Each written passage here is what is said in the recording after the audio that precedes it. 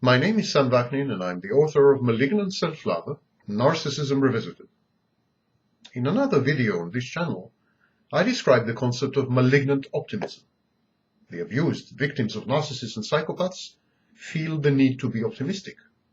They believe that maintaining hope in the face of adversity is the only way they can preserve their sanity. And I understand the need to be hopeful. It may even have some grounds. For instance, there are gradations of narcissism. In my work, I deal only with the extreme and ultimate form, Narcissistic Personality Disorder. But the prognosis for those merely afflicted with narcissistic traits or a narcissistic style, the prognosis for these people is much better than the healing prospects of a full-fledged narcissist, a patient suffering with Narcissistic Personality Disorder. Full-fledged narcissists are merely 1% of the general population, and probably a small percentage of people who display narcissistic traits, behaviors, or style. So there is some grounds for hope. But mostly victims self-deceive. They confuse shame with guilt. They attribute to the narcissist remorsefulness. They say that the narcissist is sorry, that he feels guilty, where actually the only thing the narcissist feels is shame for having failed. Narcissists feel ashamed when confronted with a failure, a defeat, criticism, or disagreement. They feel narcissistically injured. Their omnipotence is threatened. Their omniscience is questioned. Their sense of perfection and uniqueness is in doubt. They become enraged, engulfed by self-reprimand and self-loathing. They internalized their own violent urges. In extreme cases, may develop suicidal ideation. And it's easy to confuse this panoply of phenomena with remorse or guilt. The narcissist punishes himself for failing to be God, not for having mistreated others. The narcissist makes an effort to communicate his pain and shame only in order to elicit narcissistic supply, the same narcissistic supply he needs in order to restore and regulate his failing sense of self-worth. In doing so, the narcissist resorts to the human vocabulary of empathy. He emulates, he imitates emotions. The narcissist will say anything to obtain narcissistic supply.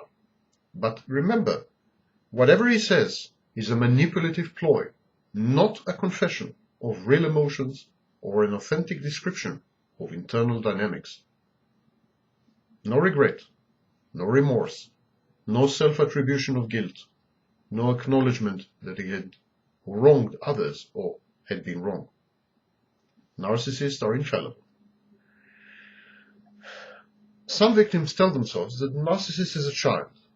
Yes, narcissist is a child, even a very young one, 5, 6 years old, as far as personal growth, development, and maturity go. But the narcissist, as opposed to most children, can tell right from wrong. The narcissist is indifferent to this distinction between what he ought to do and what he should refrain from doing. He is a law unto himself. There's no right or wrong except as decreed by the narcissist. Yes, it is true that a process of reparenting, or what Kohut called self-objects, that such a process is required to foster growth and maturation in the narcissist.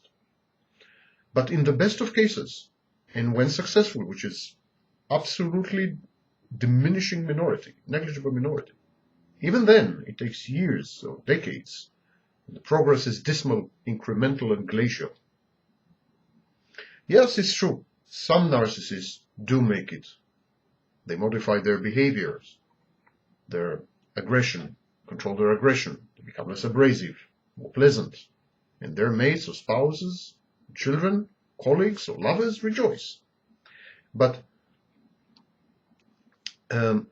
people survive tornadoes. Is this a reason to go out and seek one? People survive all kinds of calamities, all types of predators. This is no reason to remain in close proximity with such dangers. A narcissist is a threat, an ominous and tenacious danger, imminent. You should stay away, get away and stay away, not try to cope with the danger by somehow assimilating it, modulating it, reforming it, and praying to heal or cure it. The narcissist is very much attracted to vulnerability, to unstable or disordered personalities, or to people he considers to be his inferiors. Such people constitute secure sources of narcissistic supply. The inferior, or those perceived by the narcissist to be inferior, offer him adulation. The mentally disturbed, traumatized, the codependent, the abused, become dependent and addicted to him. The vulnerable can be easily and economically manipulated without fear of repercussions. Personally, I think that a healed narcissist is a contradiction in terms, and an oxymoron. There are exceptions, don't misunderstand me, but they are rare and they prove the law. Narcissists do not heal and cannot be cured. Some behaviors can be modified, and even that, not for long. Healing, and not only of narcissists, is dependent upon and derived from a sense of security in a relationship. So many spouses or even victims of narcissists tell themselves, I need to provide my narcissist with a secure environment, a holding environment in which he can safely heal. But the narcissist is not particularly interested in healing. He merely tries to optimize his returns, taking into consideration the scarcity and finiteness of his energy and resources. Healing to him is simply a bad business proposition. He would rather invest his energy in obtaining narcissistic supply. It's far more gratifying and far more immediate. Narcissists are very weak when it comes to delaying gratification. In the narcissist world, being accepted or cared for, not to mention loved, is a foreign language. It bears no meaning as far as the narcissist is concerned. One might recite the most delicate haiku in Japanese and it would still remain meaningless to someone who doesn't know Japanese. Narcissists don't know love. You can love them as much as you want. You can prove to them that you love them. You can repeatedly tell them that you love them. It's Japanese to them, and they are the quintessential non-Japanese speakers. That non-Japanese are not adept at Japanese does not diminish the value of the haiku or of the Japanese language, needless to say. But there you are. Narcissists damage. They hurt others, but they do so offhandedly and naturally, as an afterthought and reflexively. They are aware of what they are doing to others, but they simply don't care. Sometimes they sadistically taunt and torment people, but they do not perceive this to be an evil act, merely amusing. They feel that they are entitled to their pleasure and gratification. Narcissistic supply is often obtained by subjugating and subsuming others. Sadism equals supply. Narcissists feel that other people are less than human, mere extensions of the narcissist, or instruments intended to fulfill the narcissist's wishes. To obey is often capricious and volatile commands. The narcissist feels that no evil can be inflicted on such subhumans, on objects, on machines, instruments, or extensions.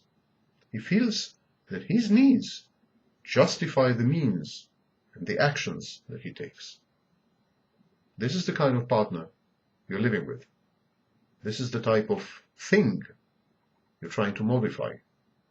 There is no one there under the shell.